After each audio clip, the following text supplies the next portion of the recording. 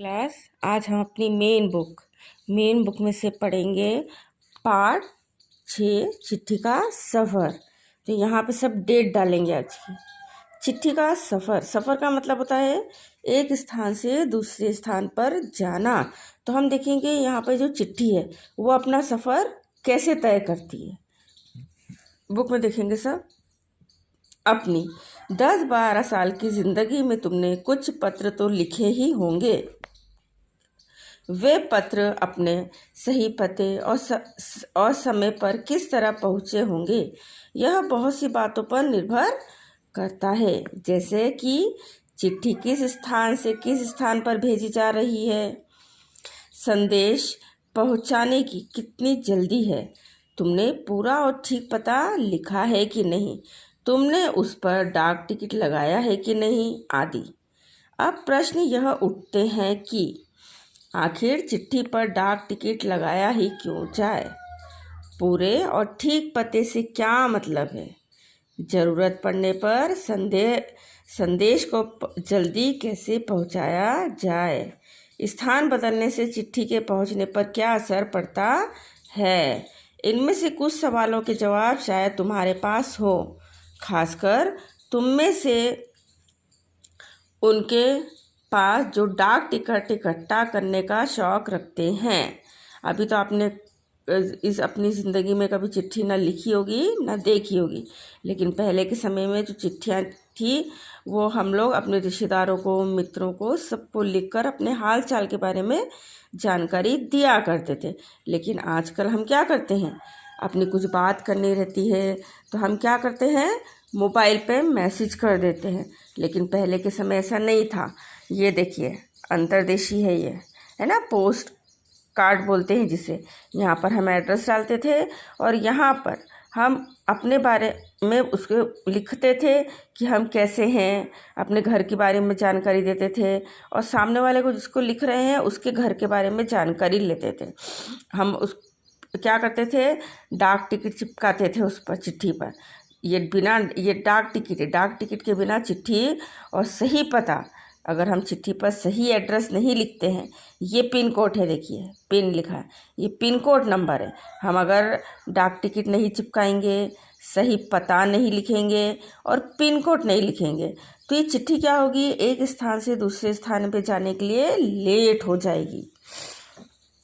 ये दोनों पते किस तरह से भिन्न हैं। गांधी जी को भेजे गए पत्र में पते की जगह पर लिखा है महात्मा गांधी, जहाँ हो वहाँ वर्धा, जबकि लिफाफे पर इमारत या संस्थान से लेकर शहर का नाम लिखा हुआ है। पते में सबसे छोटी भौगोलिक इकाई से शुरू करके बड़ी की ओर बढ़ें। छोटी से बड़ी भौगोलिक इकाई का मतलब यह हुआ कि घर के नंबर के बाद गली मोहल्ले का नाम, फिर गांव, कस्बे, शहर के जिस हिस्से में है उसका नाम, फिर गांव या शहर का नाम। शहर के नाम के बाद लिखे अंक को पिन कोड कहते हैं। हर जगह को एक पिन कोड दिया गया है।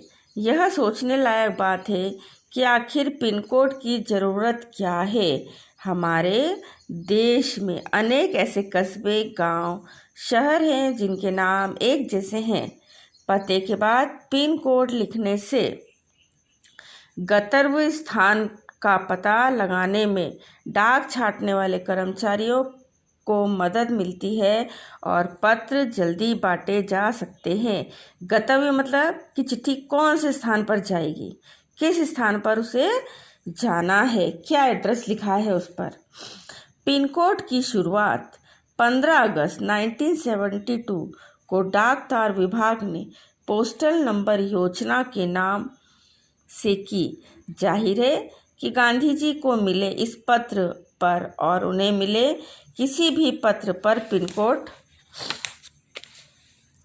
का इस्तेमाल नहीं किया गया था। फर्क सिर्फ पिन कोड का ही नहीं, समय के साथ डाक सेवाओं में निरंतर बदलाव और विकास होता रहा। बहुत पुराने समय में कबूतरों के द्वारा संदेश भेजे जाते थे। जब संदेशवाहक कबूतरों की बात हो रही है तो उन इंसानों की बात कैसे ना हो जो ऐसे समय में डाक पहुंचाने का काम करते थे जब संचार और परिवहन के साधन बेहद सीमित थे। संचार और परिवहन मतलब कि हम एक स्थान से दूसरे स्थान पर कैसे जाते थे उस समय, है ना, बहुत सीमित साधन थे। हमें या तो पैदल ही जाना पड़ता था एक स्थान से दूसरे स्थान पर।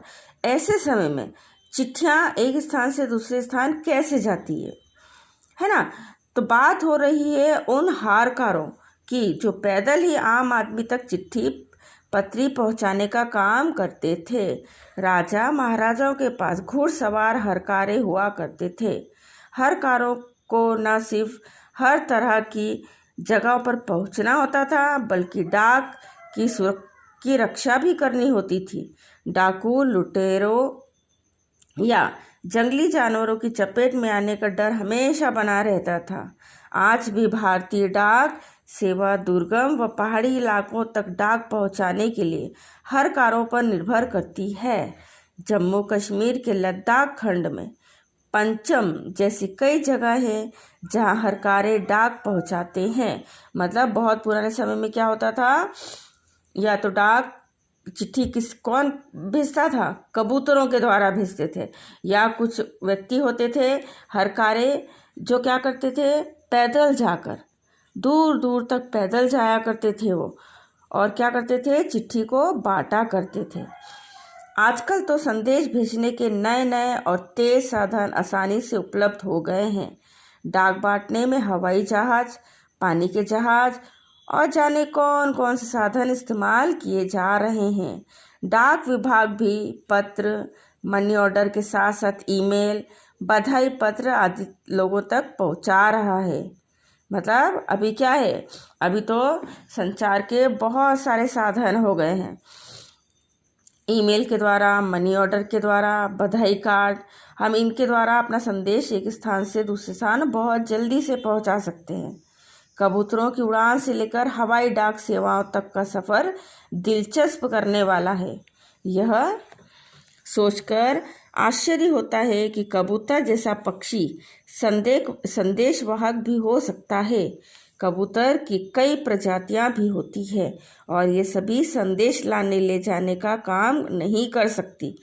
मतलब कि हम आश्चर्य सुनते कि कबूतर हमारा पत्र ले गया, लेकिन जो कबूतर है वो भी हर कबूतर संदेश नहीं ले जाता। इसकी कितनी जाति होती है, 2 जाति होती है जो संदेश को एक स्थान से दूसरे स्थान ले जाती है। कौन से कबूतर है वो, गिरहबाज या ह्यूमर वह जाति है जिसे प्रशिक्षित करके डाक संदेश भेजने के काम में लाया जाता है। प्रशिक्षित करना मतलब उसके ट्रेन करना, ट्रेनिंग देना। कबूतर को पहले बताया जाता है, सिखाया जाता है कि पत्र को कैसे एक स्थान से दूसरे स्थान पर पहुंचाया जाए। आखिर कबूतर अपना रास्ता ढूंढ कैसे लेता है। उस प्रवासी पक्षियों के बारे में सोचो और पता करो कि वे कैसे सैकड़ों मील का रास्ता और सही जगह तय कर पाते हैं। तो अभी हमने यहाँ पाठ में देखा कि एक संदेश को भेजने के लिए हमें किन किन का सहारा लेना पड़ता है ना। पहले के समय में क्या होता था, हम चिट्ठियों के द्वारा संदेश को, अपनी बात को एक स्थान से दूसरे स्थान पर पहुंचाते थे। लेकिन अब क्या हुआ, धीरे धीरे संचार के साधन बढ़ते गए और हम विभिन्न तरीक़ों से, मोबाइल से और नाना प्रकार से ईमेल के द्वारा अपने संदेश को एक स्थान से दूसरे स्थान पर पहुंचा सकते हैं।